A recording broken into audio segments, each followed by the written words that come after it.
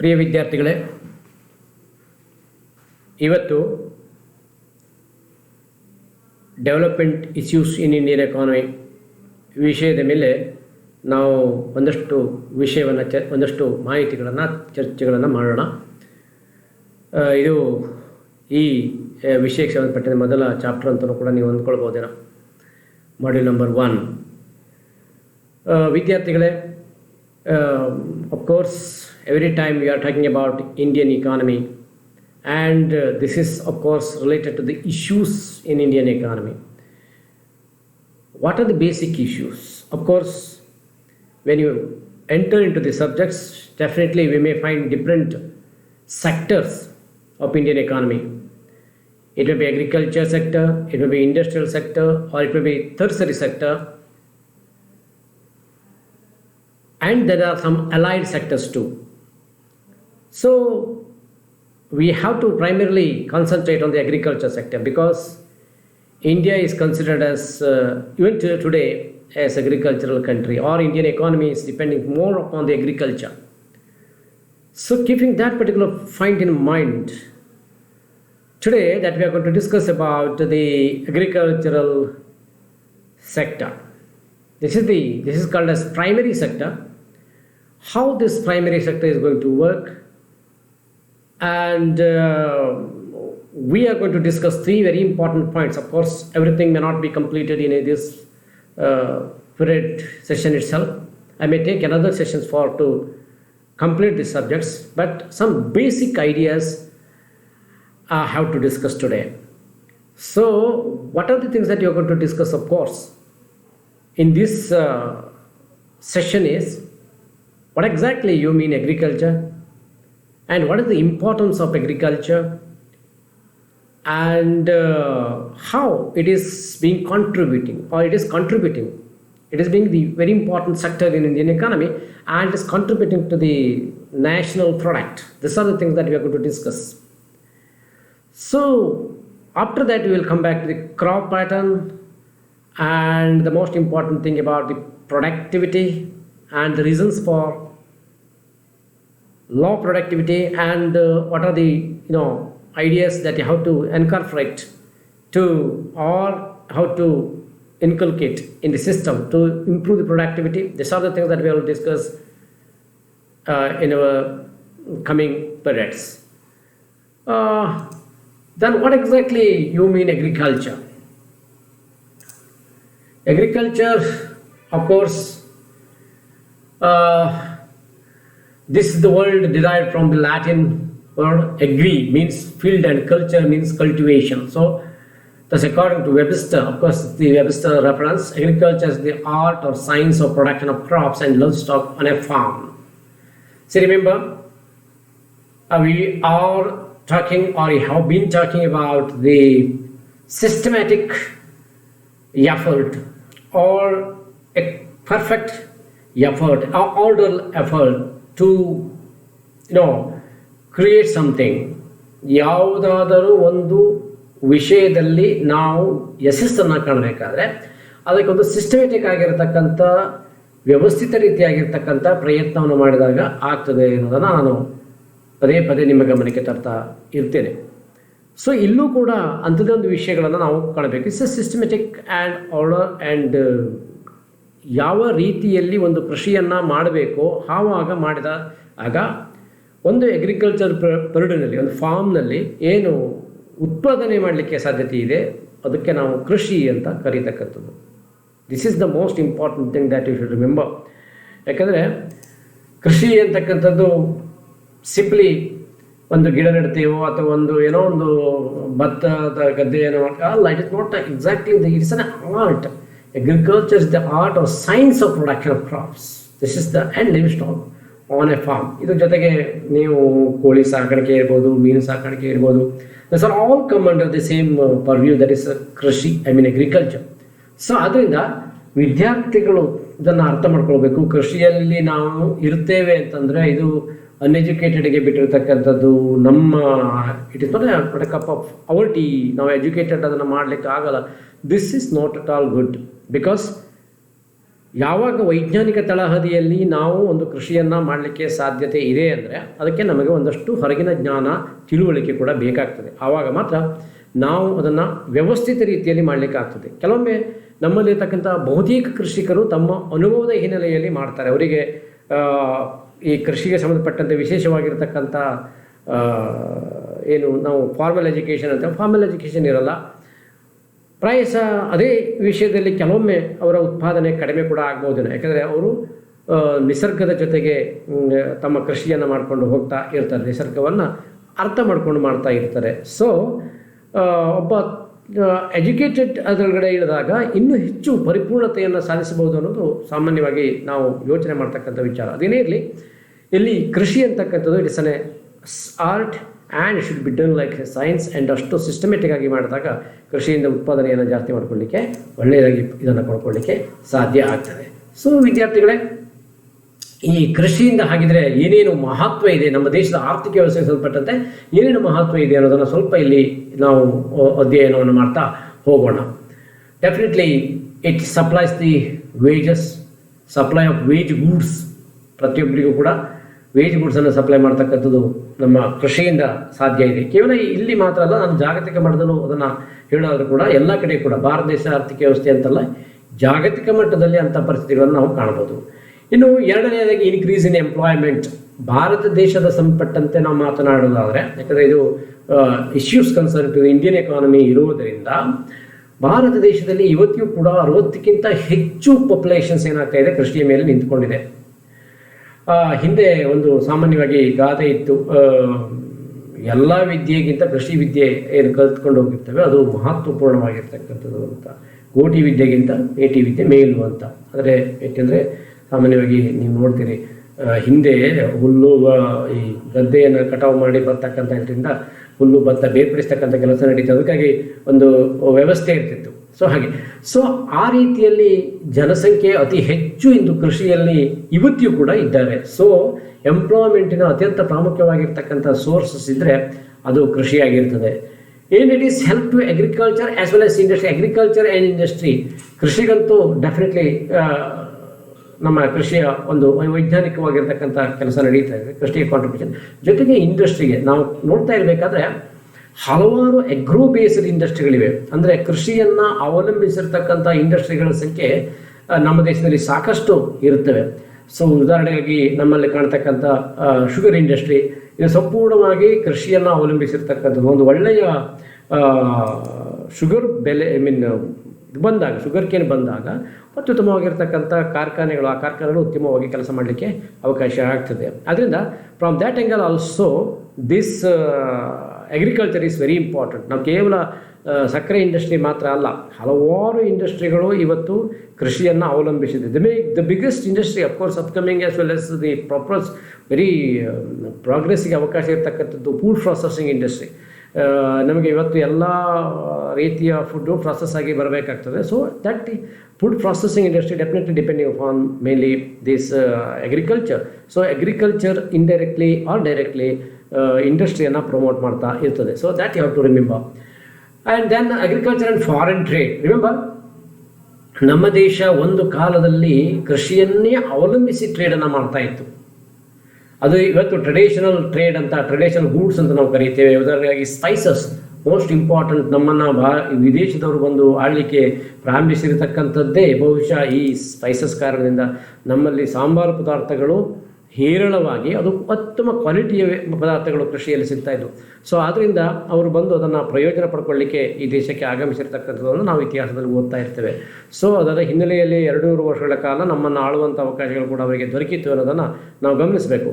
ಇನ್ನು ಯಾವ ಕೃಷಿಯ ಉತ್ಪಾದನೆಗಳು ನಮ್ಮ ದೇಶದ ವಿದೇಶಿ ವ್ಯಾಪಾರದಲ್ಲಿ ಇವತ್ತಿಯೂ ಕೂಡ ಏನಾಗ್ತಾ ಇದೆ, ಒಂದಷ್ಟು ಪ್ರಾಮುಖ್ಯತೆಯನ್ನು ಪಡೆದುಕೊಂಡಿದೆ. ಸೊ ಅದನ್ನು ನಾವು ಅಷ್ಟು ಬೇಗವಾಗಿ ಅಲ್ಲಗಳೆಯಲಿಕ್ಕೆ ಆಗೋದಿಲ್ಲ. ಇಂದು 3ನೇ ಸೆಕ್ಟರ್ ಆಗಿರ್ತಕ್ಕಂಥ ಸಾಫ್ಟ್ವೇರ್ ಇಂಡಸ್ಟ್ರಿಯೋ ಅಥವಾ ಸರ್ವಿಸ್ ಸೆಕ್ಟರ್ಸ್ ತಮ್ಮ ಪ್ರಾಬಲ್ಯವನ್ನು ಮೆರಿತಾ ಇರಬಹುದು, ನಾನು ಇಲ್ಲ ಅಂತ ಹೇಳೋದಿಲ್ಲ. ಆದರೆ ಅದರ ಹೊರತುಪಡಿಸಿಯೂ ಕೂಡ ಕೃಷಿ ತನ್ನ ಅಸ್ತಿತ್ವವನ್ನು ವಿದೇಶಿ ವ್ಯಾಪಾರದಲ್ಲಿ ಇನ್ನೂ ಉಳಿಸ್ಕೊಂಡಿದೆ. Of course role of in international trade, foreign ಟ್ರೇಡ್ಗೆ ಸಂಬಂಧಪಟ್ಟದ್ದು.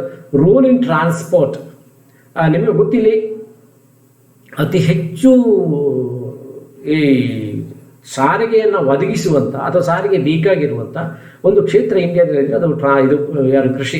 ಯಾಕಂದರೆ ನಮ್ಮಲ್ಲಿ ಬೆಳೆದಿರ್ತಕ್ಕಂಥ ವಸ್ತುಗಳಿಗೆ ನಾವು ಮಾರುಕಟ್ಟೆಯನ್ನು ಸೃಷ್ಟಿ ಮಾಡಬೇಕಾಗ್ತದೆ.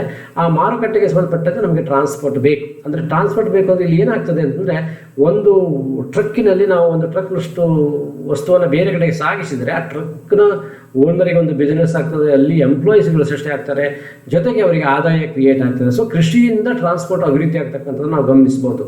ಸೊ ಫ್ರಾಮ್ ದ್ಯಾಟ್ ಆ್ಯಂಗಲ್ ಕೂಡ ಆ ಒಂದು ನಿಟ್ಟಿನಲ್ಲಿ ಕೂಡ ಏನಾಗ್ತಾ ಇದೆ, ಇದು ಕೃಷಿ ಒಂದು ಮಹತ್ವವನ್ನು ಪಡ್ಕೊಂಡಿದೆ. ಇನ್ನು ಇನ್ಕಮ್ ಟು ಗೌರ್ಮೆಂಟ್, ಇದನ್ನು ನಾನು ಹೇಳಬೇಕಂತ ಅಗತ್ಯ ಇಲ್ಲ. ಅಫ್ಕೋರ್ಸ್ ಎಸ್, ಭಾರತ ದೇಶದಲ್ಲಿ ಇಂದು ಕೃಷಿಯಿಂದ ಸುಮಾರು 20% ಆದಾಯ ಹೋಗ್ತಾ ಇದೆ ಅಂತ ಇಟ್ಕೊಳ್ಳೋಣ. ಹಿಂದೆ ನಮಗೆ ಸ್ವಾತಂತ್ರ್ಯ ಸಿಕ್ಕುವ ಹಂತದಲ್ಲಿ ಸುಮಾರು 49% ಕೃಷಿಯಿಂದ ದೇಶದ ಆದಾಯಕ್ಕೆ ಕೊಡುಗೆಯಾಗಿ ಹೋಗ್ತಾ ಇತ್ತು. The contribution was around 49 to 50% or 51% like that. So half of the income was coming from this particular agriculture sector on the verge of independence. Gradually ಅದು ಕಡಿಮೆ ಆಗ್ತಾ ಇದೆ ಅನ್ನೋದನ್ನು ನಾವು ಗಮನಿಸಬೇಕು. ಸ್ವಲ್ಪ ಮಟ್ಟಿಗೆ ಇವಾಗ ಕಡಿಮೆಯಾಗಿ 19% ಸರ್ಕಾರಕ್ಕೆ ಕೃಷಿಯಿಂದ ಆದಾಯ ಹೋಗ್ತಾ ಇದೆ. ಯಾಕೆಂದರೆ it doesn't mean that is quantity has decreased. ಅದರ ಎಷ್ಟು ಹಿಂದೆ ಆದಾಯವನ್ನು ಕೊಡ್ತಾ ಇತ್ತಲ್ಲ, ಬೇರೆ ಕ್ಷೇತ್ರದಿಂದ ಇನ್ನೂ ಹೆಚ್ಚು ಆದಾಯಗಳು ಬರ್ತಾ ಇರೋದ್ರಿಂದ ಇದರ ಪ್ರಪೋರ್ಷನ್ ಏನಾಗ್ತಾ ಇದೆ, ಸ್ವಲ್ಪ ಕಡಿಮೆ ಆಗ್ತದೆ. ಅದೇನೇ ಇದ್ರೂ ಕೂಡ ಇದೊಂದು ಅತ್ಯಂತ ಬೇಸಿಕ್ ಆಗಿರ್ತಕ್ಕಂಥ ಒಂದು ರೀತಿಯಲ್ಲಿ ನಾವು ಹೇಳೋದಾದರೆ, ಒಬ್ಬ ವ್ಯಕ್ತಿಯ ಸ್ಟ್ಯಾಂಡರ್ಡ್ ಆಫ್ ಲಿವಿಂಗನ್ನು ಅಳಿಬೇಕಾದ್ರೆ ನಮಗೆ ಶೆಲ್ಟರ್, ಫುಡ್ ಆ್ಯಂಡ್ ಸೆಕ್ಯೂರಿಟಿ ಅಂತ ಕರಿತೀವಿ. ಹಾಗೆ ಅಷ್ಟು ಬೇಸಿಕ್ ಆಗಿರ್ತಕ್ಕಂಥ ವಸ್ತುಗಳನ್ನು ಕೊಡ್ತಕ್ಕಂಥ ಒಂದು ಕ್ಷೇತ್ರ ಆಗಿರೋದ್ರಿಂದ ಇದರಿಂದ ಸರ್ಕಾರಕ್ಕೆ ದೊಡ್ಡ ಪ್ರಮಾಣದ ಆದಾಯ ಬಂದೇ ಬರ್ತದೆ. ಅದನ್ನು ಸರ್ಕಾರ ಅದಕ್ಕಾಗಿ ಹೆಚ್ಚಿನ ಗಮನವನ್ನು ವಹಿಸಬೇಕಾಗ್ತದೆ. ಇನ್ನು ಕ್ಯಾಪಿಟಲ್ ಫಾರ್ಮೇಷನ್ ಅಂತಂದರೆ creation of new capital in sense, for example ನಿಮಗೆ ತುಂಬ ಸರಳವಾಗಿ ಉದಾಹರಣೆ ಕೊಡೋದಾದರೆ, ನಿಮ್ಮ ಮನೆಗೆ ಒಂದು ಮಿಕ್ಸಿಯನ್ನು ತರ್ತೇವೆ. Mixie is A type of capital formation. ನಿಮ್ಮ ಮನೆಯಲ್ಲಿ ಬೇರೆ ಬೇರೆ ಪದಾರ್ಥಗಳನ್ನು ಉತ್ಪಾದನೆ ಮಾಡಲಿಕ್ಕೆ ಪೂರಕವಾಗಿ ಕೆಲಸ ಮಾಡುತ್ತದೆ, ಅಥವಾ ಗ್ರೈಂಡರ್ ಇರ್ಬೋದು ಅಥವಾ ಫ್ರಿಜ್ ಇರ್ಬೋದು. So this are all capital formations. ಯಾಕಂದರೆ ಯಾವುದು ಫರ್ದರ್ ಉತ್ಪಾದನೆಗೆ ಅವಕಾಶ ಮಾಡಿಕೊಡ್ತದೆ ಅಲ್ಲ ಅಂತ ಮಿಷನ್ಗಳಿದೆ, ಅದೆಲ್ಲ ಒಂದು ಕ್ಯಾಪಿಟಲ್ ಫಾರ್ಮೇಷನ್ ಅಂತ ಕರಿತೇವೆ. ಸೊ ಕ್ಯಾಪಿಟಲ್ ಫಾರ್ಮೇಷನ್ ಕೆಲಸವನ್ನು ಕೂಡ ಕೃಷಿಯಿಂದ ನಾವು ಪಡ್ಕೋಬೋದು. ಆ್ಯಂಡ್ ಸೋರ್ಸಸ್ ಆಫ್ ಸೇವಿಂಗ್ಸ್, ನೆನಪಿಟ್ಕೊಳ್ಳಿ, ಈಗಾಗಲೇ ಹೇಳಿದ ಹಾಗೆ ನಮ್ಮ ದೇಶದ ಮಟ್ಟಿಗೆ ಅತಿ ಹೆಚ್ಚು ದೊಡ್ಡ ಪ್ರಮಾಣದಲ್ಲಿ ಏನಾದರೂ ಆದಾಯ, ಹೆಚ್ಚು ಜನರಿಗೆ ಆದಾಯ ಸಿಗ್ತಾ ಇದ್ರೆ it is because of the agriculture. So from that angle ಏನಾದರೂ ಉಳಿತಾಯ ಮಾಡ್ಕೋಬೇಕು ಅಂದರೆ we need the agriculture. So it is the biggest sources of savings. Agriculture is one of the biggest sources of savings. So ಅದನ್ನು ನಾವು ಗುರುತಿಸಬೇಕಾಗ್ತದೆ. And then basis of economic development, ಈಗಾಗಲೇ ಹೇಳಿದ ಹಾಗೆ 61%, ನಾವು 70 ಮೇಲಿತ್ತು, ಇವಾಗ 59% ಆಜುಬಾಜಿನಲ್ಲಿ ಇಂದು ದೇಶದ ಜನಸಂಖ್ಯೆ ಏನಾಗ್ತಾ ಇದೆ ಅಂತಂದರೆ ಕೃಷಿಯನ್ನು ಅವಲಂಬಿಸಿಕೊಂಡಿದೆ. ಇವಾಗ ಕೋವಿಡ್ ಬಂದಾಗ ಇದರ ಸಂಖ್ಯೆ ಇನ್ನೂ ಕೂಡ ಜಾಸ್ತಿ ಆಗಬಹುದು ಅನ್ನೋದು ಒಂದು ಆಲೋಚನೆ ಇದೆ, ಒಂದು ಆಂಟಿಸಿಪೇಷನ್ ಇದೆ, ಎಕ್ಸ್ಪೆಕ್ಟೇಷನ್ ಇದೆ. ಯಾಕೆ ಅಂತಂದರೆ ದೊಡ್ಡ ಪ್ರಮಾಣದಲ್ಲಿ ಈ ರೈತರು ಸಿಟಿಯನ್ನು ಸೇರಿಕೊಂಡಿದ್ರು. ದೊಡ್ಡ ಪ್ರಮಾಣದಲ್ಲಿ ಇಂದು ಮೈಗ್ರೇಷನ್ ಇದೆಯಲ್ಲ, ಅದು ಕೇವಲ ಯಾವುದೋ ಒಂದು ಜಿಲ್ಲೆಗೋ ಅಥವಾ ರಾಜ್ಯಕ್ಕೂ ಸಂಬಂಧಪಟ್ಟಂಥದ್ದು. ಇಡೀ ದೇಶದಲ್ಲಿ ಮೈಗ್ರೇಷನ್ನು, ಕೆಲವೊಮ್ಮೆ ಇಡೀ ಜಗತ್ತಿನಲ್ಲೂ ಮೈಗ್ರೇಷನ್ ಆಗಿರ್ತಕ್ಕಂಥದ್ದು. ಒಂದು ದೇಶದಿಂದ ಮತ್ತೊಂದು ದೇಶಕ್ಕೆ ಹೋಗಿರ್ತಕ್ಕಂಥದ್ದು. ಬಹುಶಃ this particular Covid has restricted that migration certain extent and it has become constraint for the migrations. ಯಾಕಂದರೆ ಅವರ ಬೇಸ್ ಎಲ್ಲೋ ಒಂದು ಕಡೆಗಿರ್ತದೆ, ಡೆಫಿನೆಟ್ಲಿ ಮೆಜಾರಿಟಿ ಆಫ್ ಕೃಷಿ ಇರ್ತದೆ. ಸೊ ಅಂಥವರು ಇವತ್ತು ಕೃಷಿಗೆ ಬಂದು ಮತ್ತೆ ರಿಟೈನ್ ಆಗ್ತಕ್ಕಂಥ ಕೆಲಸವನ್ನು ಪ್ರಾರಂಭಿಸಿದ್ದಾರೆ ಅನ್ನೋದನ್ನು ನಾವು ನ್ಯೂಸ್ನಲ್ಲಿ ಅಲ್ಲಿ ಇಲ್ಲಿ ಏನು ವಿಶ್ಲೇಷಣೆಯಲ್ಲಿ ಕಾಣ್ತಾ ಇದ್ದೇವೆ. So agriculture is definitely the basis of economic development on that angle also, otherwise also economic contributions in respect also. So social and political importance, and another very important matter that we have to discuss is social and political. ನೆನಪಿಟ್ಟುಕೊಳ್ಳಿ, ನಮ್ಮ ದೇಶದ ಸಾಮಾಜಿಕ ಸ್ಥಿತಿ ಸುಭದ್ರವಾಗಿರಬೇಕಂದ್ರೆ ಕೃಷಿ ಬೇಕೇ ಬೇಕು. ಇಲ್ಲದೆ ಹೋದರೆ ಬಹುಶಃ ನಮ್ಮಲ್ಲಿ ಕಂಡುಕೊಳ್ತಕ್ಕಂಥ ಕೌಟುಂಬಿಕ ವ್ಯವಸ್ಥೆ ಇರ್ಬೋದು, ಸಾಮಾಜಿಕ ವ್ಯವಸ್ಥೆ ಇರ್ಬೋದು, ಅಥವಾ ಇನ್ನಿತರೆ ಈ ಇಂಟರ್ ಡಿಪೆಂಡೆನ್ಸಿ ಅಂತ ಸಾಮಾನ್ಯ ಒಂದು ಹಳ್ಳಿಯಲ್ಲಿ ನಾವು ಕಾಣ್ತೇವೆ, ಮ್ಯೂಚುವಲ್ ಅಂಡರ್ಸ್ಟ್ಯಾಂಡಿಂಗ್, ಅದನ್ನು ಬಹುಶಃ ಸಿಟಿಯಲ್ಲಿ ಎಂದು ಕಾಣ್ಕೊಳ್ತಕ್ಕಂಥದ್ದು ಭಾರಿ ಕಷ್ಟ ಆಗ್ತದೆ. ಅಂದರೆ ಕೃಷಿಯನ್ನು ಬಿಟ್ಟು ಹೋದಾಗ ಕಾಣ್ಕೊಳ್ಳಿಕ್ಕಾಗಲ್ಲ. ನಾವು ಆರೋಗ್ಯದ ದೃಷ್ಟಿಕೋನದಲ್ಲೂ ಕೂಡ ಇಂದು ಕೃಷಿ ಅತ್ಯಂತ ಪ್ರಾಮುಖ್ಯತೆಯನ್ನು ಪಡ್ಕೊಳ್ತದೆ. ಸೊ ಆದ್ದರಿಂದ ಕೃಷಿ ಸಾಮಾಜಿಕವಾಗಿ ನಮ್ಮನ್ನು ಬೆಸೆಯುವುದರಲ್ಲಿ, ಸಾಮಾಜಿಕವಾಗಿ ಒಂದು ಒಗ್ಗಟ್ಟನ್ನು ಸೃಷ್ಟಿಸುವಲ್ಲಿ, ಸಾಮಾಜಿಕವಾಗಿ ನಾವು ಏನಾದರೂ ಸಾಧನೆ ಮಾಡಲಿಕ್ಕೆ ಆಗುವುದರಲ್ಲಿ ಬಹುಶಃ ಕೃಷಿ ಅತ್ಯಂತ ಪ್ರಾಮುಖ್ಯವಾಗಿರ್ತದೆ ಅಂತ ನಾವು ಹೇಳ್ಬೋದು. ಭಾರತ ದೇಶದಲ್ಲಂತೂ 100% ಇನ್ನೂ ಕೂಡ ನಾವು 100% ಮಿಷನರಿ ಉಪಯೋಗಿಸಿ ಕೃಷಿ ಮಾಡದೇ ಇರೋದರಿಂದ ಅಂಥದ್ದೊಂದು ಎಕ್ಸ್ಚೇಂಜ್ ಆಫ್ ವ್ಯೂಸ್ ಮಾಡ್ಕೊಳ್ಳಿಕ್ಕೆ ಸಾಕಷ್ಟು ಅವಕಾಶ ಇದೆ. ಇನ್ನು ಪೊಲಿಟಿಕಲಿ ನಿಮಗೆ ಗೊತ್ತಿದೆ, without agriculture there is no politics. Because politically ನಾವು ತುಂಬ ಸ್ಟ್ರಾಂಗ್ ಆಗಬೇಕಂದ್ರೆ ಕೃಷಿ ಮೊದಲು ಸ್ಟ್ರಾಂಗ್ ಆಗಬೇಕಾಗ್ತದೆ. ಸೊ ಫ್ರಾಮ್ ದ್ಯಾಟ್ ಆ್ಯಂಗಲ್ ಕೃಷಿಯ ದೃಷ್ಟಿ, ಇದು ರಾಜಕೀಯ ದೃಷ್ಟಿಕೋನದಲ್ಲೂ ಕೂಡ ನಮಗೆ ಕೃಷಿ ಬೇಕೇ ಬೇಕು ಅಂತ ಹೇಳ್ಕೋಬೋದು. ಇದನ್ನು ಹೇಳ್ತಾ ಕೃಷಿ ಏನಾಗ್ತಾ ಇದೆ ನಮ್ಮ ದೇಶದಲ್ಲಿ ಇವತ್ತಿಯೂ ಕೂಡ ಬೇರೆ ಬೇರೆ ಬೇರೆ ಬೇರೆ ಬೇರೆ ಡೈಮೆನ್ಷನ್, ಈಗಾಗಲೇ ಹೇಳಿದ ಹಾಗೆ ಸಾಮಾಜಿಕವಾಗಿ, ಆರ್ಥಿಕವಾಗಿ, ರಾಜಕೀಯವಾಗಿ, ಹೀಗೆ ಬೇರೆ ಬೇರೆ ಇವನ್ ಧಾರ್ಮಿಕವಾಗಿಯೂ ಕೂಡ, ಆ ಕಲ್ಚರಲ್ ದೃಷ್ಟಿಕೋನದಲ್ಲೂ ಕೂಡ, ಇದೆಲ್ಲ ದೃಷ್ಟಿಕೋನದಲ್ಲೂ ಕೂಡ ಕೃಷಿ ತನ್ನದೇ ಆಗಿರ್ತಕ್ಕಂಥ ಮಹತ್ವವನ್ನು ಉಳಿಸಿಕೊಂಡು ಬಂದಿದೆ. ಸೊ ಕೃಷಿಯನ್ನು ನಾವು ತುಂಬ ಕೆಳಮಟ್ಟದಲ್ಲಿ ನೋಡಿದಾಗ ಅಲ್ಲೆಲ್ಲ, ಯಾಕೆಂದರೆ ಭಾಳಷ್ಟು ಸಲ ಇಂಥದ್ದೊಂದು ಪ್ರಯತ್ನಗಳಾದಾಗಲೆಲ್ಲ ಮತ್ತೆ ರಿಬೌಂಡ್ ಆಗಿರ್ತಕ್ಕಂಥ, ಅದಂದರೆ ಅದೇ ಬೇಸು, ನೀನು ಕೃಷಿಯನ್ನು ಬಿಡಬಾರ್ದು ಅನ್ನೋದನ್ನು ನಿಸರ್ಗ ಕೂಡ ಇಂಡಿಕೇಟ್ ಮಾಡ್ತಾ ಇರ್ತಕ್ಕಂಥದ್ದನ್ನು, ಸೂಚಿಸ್ತಕ್ಕಂಥದ್ದನ್ನು ನಾವು ಗಮನಿಸ್ಬೋದು. ಅದರಿಂದ ಕೃಷಿ ತುಂಬ ಪ್ರಾಮುಖ್ಯ ಉಳ್ಳಂಥದ್ದು ಅನ್ನೋದನ್ನು ನಾವು ಗಮನಿಸ್ಕೋಬೇಕು. ಇನ್ನು ಕೃಷಿಗೆ ಸಂಬಂಧಪಟ್ಟಂತೆ ನಾನು ಈಗಾಗಲೇ ಹೇಳಿದ್ದೇನೆ, 3 ವಿಷಯಗಳನ್ನು ನಾನು ಚರ್ಚೆ ಮಾಡಬೇಕಾಗಿದೆ. ಒಂದು ಕ್ರಾಪ್ ಪ್ಯಾಟರ್ನ್, ಮತ್ತೊಂದು ಪ್ರೊಡಕ್ಟಿವಿಟಿ, ಮತ್ತೊಂದು ಕ್ರಾಪ್ ಪ್ಯಾಟರ್ನ್, ಪ್ರೊಡಕ್ಟಿವಿಟಿ, ಮತ್ತೊಂದು the most important thing today trends in production ಅಂತ. ಇದು 3 ವಿಷಯಗಳನ್ನು ನಾವು ಗಂಭೀರವಾಗಿ ತಗೊಳ್ಬೇಕು. ಅದರಲ್ಲಿ ನಾನು ಮೊದಲು ಪ್ರೊಡಕ್ಟಿವಿಟಿ ಬಗ್ಗೆ ಒಂದಷ್ಟು ಮಾಹಿತಿಗಳನ್ನು ಕೊಡ್ತೇನೆ, ಆನಂತರ ಟ್ರೆಂಡ್ಸ್ ಬಗ್ಗೆ ಹೋಗೋಣ. So productivity, what does it mean productivity then? Agriculture productivity or agriculture productivity means yield productivity per hectare of the area. Particularly ನಮ್ಮಲ್ಲಿ ನಾವು ಕೃಷಿಯನ್ನು ಉದ್ಯೋಗವಾಗಿ ತಗೊಂಡಾಗ ಹೆಕ್ಟರ್ ಅಂದರೆ 2.5 ಎಕರೆಗೆ 1 ಹೆಕ್ಟರ್ ಅಂತ ಕರಿತೇವೆ. ಇಲ್ಲಿ ದಕ್ಷಿಣ ಕನ್ನಡದಲ್ಲಿ ನಾವು ಹೇಳಬೇಕಾದ್ರೆ ಸುಮಾರು 250 ಸೆಂಟ್ಸ್ ಅಂತ ಕರಿತೇವೆ. ಆ ಸೆಂಟ್ಸಿಗೆ 1 ಹೆಕ್ಟರ್ ಆಗ್ತದೆ. ಅಂದರೆ 100 ಸೆಂಟ್ಸ್ಗೆ ಸಾಮಾನ್ಯವಾಗಿ 1 ಎಕರ್ ಅಂತ ಕರೆದ್ರೆ 2.5 ಎಕರೆಗೆ 1 ಹೆಕ್ಟರ್ ಆಗ್ತದೆ. ಸೊ ಸಾಮಾನ್ಯವಾಗಿ ಈಲ್ಡ್ ಅಂತಂದಾಗ, ಅಂದರೆ ಈಲ್ಡ್ ಅಂತಂದರೆ 1 ಪರ್ ಸ್ಕ್ವೇರ್ ಮೀಟರ್ 1 ಹೆಕ್ಟರಿಗೆ ಎಷ್ಟು 1 ವರ್ಷದ ಆದಾಯ, ನಮ್ಮಲ್ಲಿ ಸಾಮಾನ್ಯವಾಗಿ ಇಳುವರಿ ಅಂತ ಕರಿತೇವೆ ನಾವು. ನೀವು ಹಲವಾರು ಸಲ ಈ ರೈತ ನ್ಯೂಸ್ಗಳನ್ನು ನೋಡಿದಾಗ ಅದಕ್ಕೆ ಇಂತಿಷ್ಟು ಇಳುವರಿ ಬಂತು, ಇಂತಿಷ್ಟು ಇಳುವರಿ ಹೋಯಿತು, ಹೆಚ್ಚಾಯಿತು, ಕಡಿಮೆ ಆಯಿತು ಇಂಥದ್ದೆಲ್ಲ ನಾವು ಕೇಳ್ತೇವೆ. ಸೊ ಆ ಇಳುವರಿ ಈಲ್ಡ್ ಏನಿದೆಯಲ್ಲ ಅತ್ಯಂತ ಪ್ರಾಮುಖ್ಯವಾಗ್ತದೆ. ಯಾಕಂದರೆ 1 ಎಕರೆಯಲ್ಲಿ, 1 ಎಕರೆ ಭೂಮಿಯಲ್ಲಿ ನಾವು ಎಷ್ಟನ್ನು ಬೆಳೆಯಬಹುದು, ಎಷ್ಟು ಆದಾಯ ನನಗೆ ರಿಟರ್ನ್ ಆಗಿ ಸಿಗಬಹುದು, ಅದು ಏನೇನು ವಿಷಯಗಳನ್ನು ಅವಲಂಬಿಸಿದೆ ಅನ್ನೋದನ್ನು ನೋಡೋಣ. ಯಾಕಂದರೆ ಬೇರೆ ಬೇರೆ ಫ್ಯಾಕ್ಟರ್ಗಳ ಹಿನ್ನೆಲೆಯಲ್ಲಿ ಇದು ನಿರ್ಧಾರ ಆಗ್ತದೆ ಅನ್ನೋದನ್ನು ಕೂಡ ನಾವು ಗುರುತಿಸ್ಕೋಬೇಕಾಗ್ತದೆ. ಅದರಲ್ಲಿ ಈಗಾಗಲೇ ಹೇಳಿದಾಗೆ ಆ ಪ್ರೊಡಕ್ಟಿವಿಟಿ ಜಾಸ್ತಿ ಇದ್ದಾಗ ದೇಶದ ಅಗ್ರಿಕಲ್ಚರ್ ಪ್ರೊಡಕ್ಟಿವಿಟಿ ಚೆನ್ನಾಗಿದೆ ಅಂತ ಹೇಳ್ತೇವೆ, ಅದು ಕಡಿಮೆ ಇದ್ದಾಗ ಕಡಿಮೆ ಇದೆ ಅಂತ ಹೇಳ್ತೇವೆ. ಅದರ ಬಗ್ಗೆ ನಾವು ಕಾರಣಗಳನ್ನು ಹುಡುಕೋಣ. ಯಾವ ಯಾವ ಅಂಶಗಳ ಮೇಲೆ ಸಾಮಾನ್ಯವಾಗಿ ಒಂದು ದೇಶದ ಈ ಪ್ರೊಡಕ್ಟಿವಿಟಿ, ಅಗ್ರಿಕಲ್ಚರ್ ಪ್ರೊಡಕ್ಟಿವಿಟಿ ನಿಂತಿದೆ ಅನ್ನೋದನ್ನು ನಾವು ನೋಡ್ತಾ ಹೋಗೋಣ. Some factors which determine the productivity. ಒಂದು ಇರಿಗೇಷನ್ ಫೆಸಿಲಿಟಿ, ಪ್ರಾಮುಖ್ಯವಾಗಿ ನಿಮಗೆ ಗೊತ್ತಿರುವಲ್ಲಿ ಕೃಷಿಗೆ ಬೇಕಾಗಿರ್ತಕ್ಕಂಥ ಒಂದು ಅತ್ಯಂತ ಪ್ರಾಮುಖ್ಯವಾಗಿರ್ತಕ್ಕಂಥ ಅಂಶ ಅಂತಂದರೆ ಇರಿಗೇಷನ್, ಅಂದರೆ ನೀರಾವರಿ. ನಾವು ಕೇಳ್ತೇವೆ ಕರ್ನಾಟಕದಲ್ಲಿ ಇಂದು ಮೈಸೂರು ಕರ್ನಾಟಕದ ಭಾಗದಲ್ಲಿ ಏನಾದರೂ ಅಭಿವೃದ್ಧಿ ಆಗಿದ್ದರೆ it is because of the KRS ಅಂತ. KRS ಬಂದ ನಂತರ ಆ ಭಾಗದ ಹಲವಾರು ರೈತರಾಗಿ ಉಳಿಲಿಕ್ಕೆ ಅವಕಾಶ ಆಗಿದೆ. ಪಂಜಾಬ್ನಲ್ಲಿ, ಹೀಗೆ ಕೃಷಿ ಒಂದು ನೆಗ್ಲೆಕ್ಟೆಡ್ ಏರಿಯಾ ಆಗಿರತಕ್ಕಂಥ ಸಂದರ್ಭದಲ್ಲಿ ಇರಿಗೇಷನ್ ಫೆಸಿಲಿಟಿ ಏನು ಮಾಡಿದೆ, ಎಲ್ಲ ಇದು ಕೂಡ ಪ್ರಾಫಿಟೇಬಲ್ ಅನ್ನೋದನ್ನು ತೋರಿಸ್ಕೊಟ್ಟಿದೆ. ಸೊ ಅದರಿಂದ ಇರಿಗೇಷನ್ ಫೆಸಿಲಿಟಿ ಚೆನ್ನಾಗಿದ್ದಾಗ ಈಲ್ಡ್ ಕೂಡ ಚೆನ್ನಾಗಿರ್ತದೆ. ಯಾಕಂದರೆ ಹೆಚ್ಚು ಬೆಳೆಗಳನ್ನು ಪಡ್ಕೊಳ್ಳಿಕ್ಕೂ ಅವಕಾಶ ಆಗ್ತದೆ. ಈ ಪಂಜಾಬ್ ಅಂತ ಪ್ರದೇಶದಲ್ಲಿ ವರ್ಷಕ್ಕೆ 4 ಬೆಳೆಗಳನ್ನು, ಹರಿಯಾಣದ ಪ್ರದೇಶದಲ್ಲಿ 4 ಬೆಳೆಗಳನ್ನು, ಉತ್ತರ ಪ್ರದೇಶದ ಕೆಲ ಭಾಗಗಳಲ್ಲಿ ಅಂದರೆ ಉತ್ತರದ ಭಾಗಗಳಲ್ಲಿ ಪಂಜಾಬಿಗೆ ತಾಳ್ಕೊಂಡಿರ್ತಕ್ಕಂಥ ಭಾಗಗಳು ಇಂದು ಉತ್ತರಾಖಂಡ್ ಅಂತಾಗಿದೆ ಬಹುಶಃ. ಸೊ ಆ ಭಾಗಗಳಲ್ಲೆಲ್ಲ ಕೃಷಿಗಳನ್ನು ಉತ್ತಮವಾಗಿ ಮಾಡ್ಕೊಳ್ತಕ್ಕಂಥ ಅವಕಾಶಗಳು ಅವರಿಗೆ ಹೆಚ್ಚಿದೆ. ನಾನು ಇಡೀ ರಾಜ್ಯ ಅಂತ ಹೇಳ್ತಾ ಇಲ್ಲ, ಕೆಲ ಭಾಗಗಳಲ್ಲಿ ಈ ಅವಕಾಶಗಳು ಇವೆ.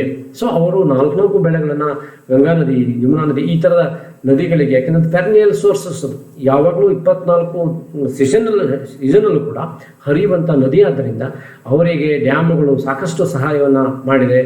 24 ಗಂಟೆ ಕೂಡ ನೀರಿನ ಅವರಿಗೆ ಅವಕಾಶ ಇದೆ. ಸೊ ಶ್ರೀಮಂತರಾಗಿದ್ದಾರೆ ರೈತರು. So irrigation facility is the most important thing. Second one, good seeds. ನಮ್ಮಲ್ಲಿ ಸಾಮಾನ್ಯವಾಗಿ ಏನು ಮಾಡ್ತಾ ಇರ್ತೇವೆ ಅಂದರೆ, ಪ್ರೊಡಕ್ಟಿವಿಟಿ ಕಡಿಮೆ ಆಗಿದೆ ಅಂತಂದರೆ ಬೇಸಿಕಲಿ ಸೀಡ್ಸ್ ಗೊತ್ತಿದೆ. ಒಂದು ಗಿಡ ಎಷ್ಟು ಸ್ಟ್ರಾಂಗ್ ಆಗಿ ಬೆಳೀತಿದೆ ಅನ್ನೋದನ್ನು ನೋಡಲಿಕ್ಕೆ ಒಂದು ಬೀಜ ಸೀಡ್ಸ್ ಮೇಲೆ ಗೊತ್ತಾಗ್ತದೆ ಅಂತೇಳಿ. ಸೊ ಮೊಳಕೆ ಹೇಳ್ತಕ್ಕಂಥ ಒಂದು ಗಿಡ ಹೀಗೆ ಆಗ್ತದೆ ಗಿಡ ಅನ್ನೋದನ್ನು ಹೇಳ್ತದೆ. ಸೊ ಆದ್ದರಿಂದ from that angle good seeds, ಉತ್ತಮವಾಗಿರತಕ್ಕಂಥ ಸೀಡ್ಸ್ಗಳು ಸಿಕ್ಕಿದ್ರೆ ಉತ್ತಮವಾಗಿರ್ತಕ್ಕಂಥ ಪ್ರೊಡಕ್ಟಿವಿಟಿ ಕೂಡ ಚೆನ್ನಾಗಿರ್ತದೆ ಅನ್ನೋದನ್ನು ಗಮನಿಸಬೇಕಾಗ್ತದೆ.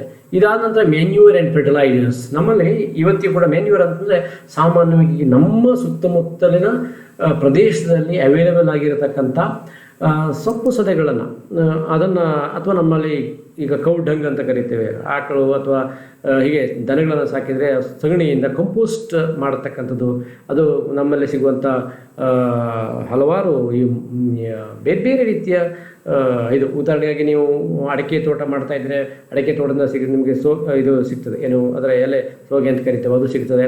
ಅಥವಾ ನಿಮ್ಮಲ್ಲಿ ಸುತ್ತಮುತ್ತ ಮರಗಳಿದ್ದರೆ ಮರಗಳಿಂದ ಎಲೆಗಳನ್ನು, ಸೊಪ್ಪುಗಳನ್ನು ತಂದುಬಿಟ್ಟು ನೀವು ಅದನ್ನು ಕಂಪೋಸ್ಟ್ ಮಾಡ್ಬೋದು. ಸೊ ಇದು ಬೇರೆ ಬೇರೆ ರೀತಿಯ ಕೌಡಂಗಿಗೆ ಅದನ್ನು ಉಪಯೋಗಿಸ್ಕೊಂಡ್ಬಿಟ್ಟು ನೀವು ಉತ್ತಮವಾಗಿರ್ತಕ್ಕಂಥ ಮೆನ್ಯೂರನ್ನು ಮಾಡ್ಕೊಳ್ಳಿಕ್ಕೆ ಆಗ್ತದೆ. ಯಾಕಂದರೆ this is the most important. ಇವತ್ತು ಆರ್ಗ್ಯಾನಿಕ್ ಅಂತ ನಾವು ಮಾತಾಡ್ತೇವೆ.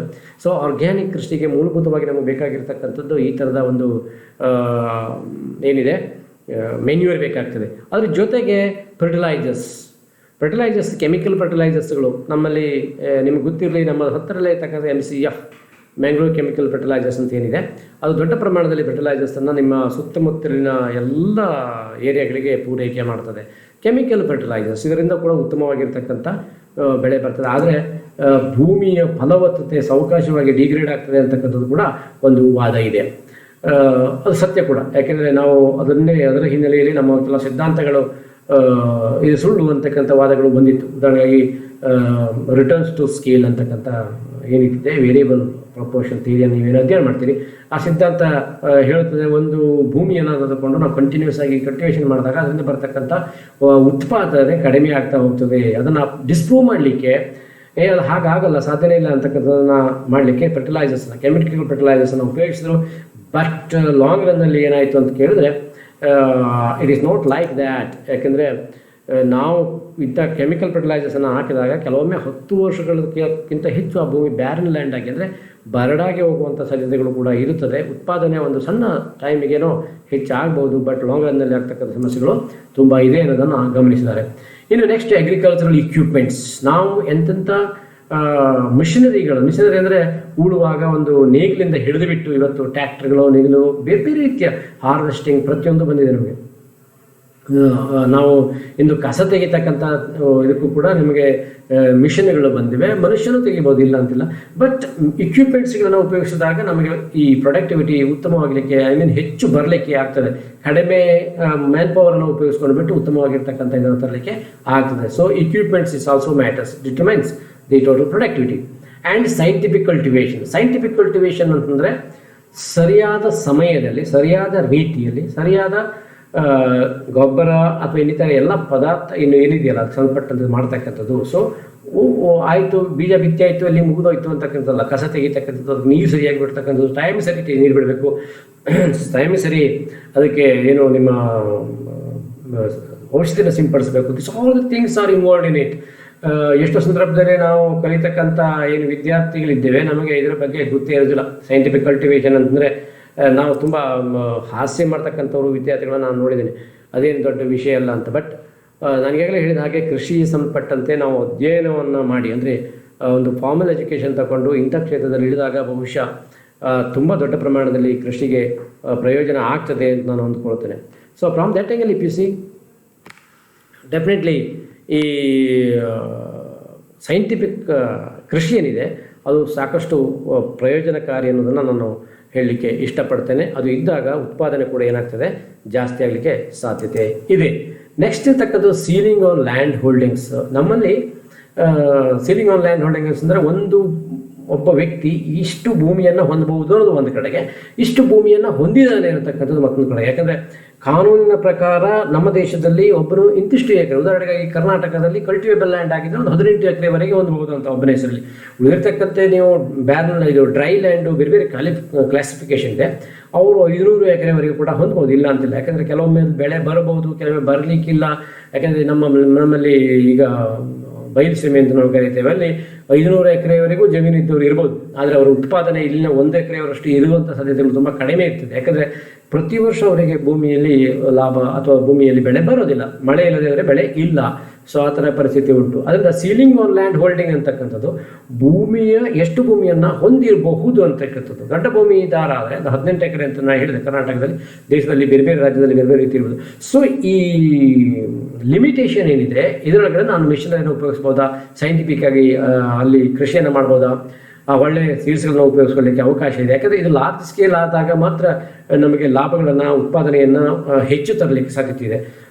ಭಾರತ ದೇಶದ ಮಟ್ಟಿಗೆ ಇಡೀ ದೇಶವನ್ನು ಗಮನದಲ್ಲಿಟ್ಕೊಂಡು ಮಾತನಾಡೋದು ಕೂಡ ಲ್ಯಾಂಡ್ ಹೋಲ್ಡಿಂಗ್ಸ್ ಏನಿದೆಯಲ್ಲ ಅತ್ಯಂತ ಸಣ್ಣ ಸಣ್ಣ ಸಣ್ಣ ಹೋಲ್ಡಿಂಗ್ಸ್ಗಳು. 1/2 ಎಕರೆ ಇದೆ, 15 ಸೆಂಟ್ಸ್ ಇದೆ, 25 ಸೆಂಟ್ಸ್ ಇದೆ, 200-100 ಸೆಂಟ್ಸ್ ಇದೆ. ಅಲ್ಲ, this is very small holdings. ಅಂದರೆ ಸ್ಮಾಲ್ ಫಾರ್ಮರ್ಸ್ ನಮ್ಮ ದೇಶದಲ್ಲಿ ಅತ್ಯಂತ ಹೆಚ್ಚು ಜನ ಇದ್ದಾರೆ. ಅದರಿಂದ ಪ್ರೊಡಕ್ಟಿವಿಟಿಗೆ ಡಿಟರ್ಮಿನೇಷನ್ ಫ್ಯಾಕ್ಟರ್ ಅಂದಾಗ ಏನಾದರೂ ಪ್ರೊಡಕ್ಟಿವಿಟಿ ಕಡಿಮೆ ಆಗಿದ್ದರೆ ಬಿಕಾಸ್ ಆಫ್ ದಿಸ್ ರೀಸನ್ಸ್.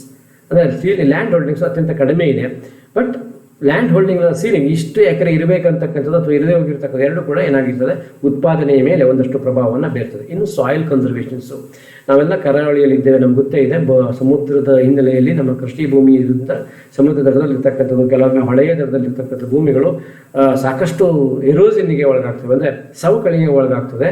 ಇದು ಎಷ್ಟು ಸಂದರ್ಭದಲ್ಲಿ ನಮಗೆ ನಮ್ಮ ಭೂಮಿಯ ಕಲ್ಟಿವೇಷನ್ಗೆ ಸಂಬಂಧಪಟ್ಟಂತೆ ಸಾಕಷ್ಟು ಲಾಸನ್ನು ತಂದುಬಿಡ್ತದೆ. ಜೊತೆಗೆ ಮಳೆ ಬಂದಾಗ ಅದನ್ನು ತೊಳ್ಕೊಂಡು, ನಾವು ಗೊಬ್ಬರ ಹಾಕಿಟ್ಟಿರ್ತೇವೆ, ಗೊಬ್ಬರವನ್ನು ತೊಳ್ಕೊಂಡು ಸಮುದ್ರಕ್ಕೆ ಹೋಗ್ತಕ್ಕಂಥದ್ದು ಅಥವಾ ನದಿಗೆ ಹೋಗ್ತಕ್ಕಂಥದ್ದು, ನೀರು ಜೊತೆಗೆ ಹೋಗ್ತಕ್ಕಂಥದ್ದು, ಎಲ್ಲ ಸಮಸ್ಯೆಗಳಿವೆ. ಆದ್ದರಿಂದ ಸಾಯಿಲ್ ಕನ್ಸರ್ವೇಷನ್ಸು ಎಷ್ಟು ಒಳ್ಳೆಯದಿದೆ ಅಂದರೆ ನಿಮ್ಮಲ್ಲಿರ್ತಕ್ಕಂಥ ಭೂಮಿಯ ಇದನ್ನು ಫಲವತ್ತತೆಯನ್ನು ಕಾದ್ಕೊಳ್ತಕ್ಕಂಥ ವ್ಯವಸ್ಥೆ ಎಷ್ಟಿದೆ ಅದರ ಆಧಾರದ ಮೇಲೆ ಸಾಮಾನ್ಯವಾಗಿ ಎಷ್ಟೋ ಸಂದರ್ಭದಲ್ಲಿ ಏನಾಗ್ತದೆ, ಈ ಒಳ್ಳೆಯ ಪ್ರೊಡಕ್ಟಿವಿಟಿ ಬರ್ಬೋದು ಅಥವಾ ಒಳ್ಳೆಯ ಪ್ರೊಡಕ್ಟಿವಿಟಿ ಬರೋದೇ ಕೂಡ ಇರ್ಬೋದು. ಅದರಿಂದ ಅದು ಕೂಡ ಒಂದು ಪ್ರಾಮುಖ್ಯವಾಗಿರ್ತಕ್ಕಂಥ ಫ್ಯಾಕ್ಟರ್ ಆಗಿ ನಮಗೆ ಗೋಚರಿಸಿದೆ.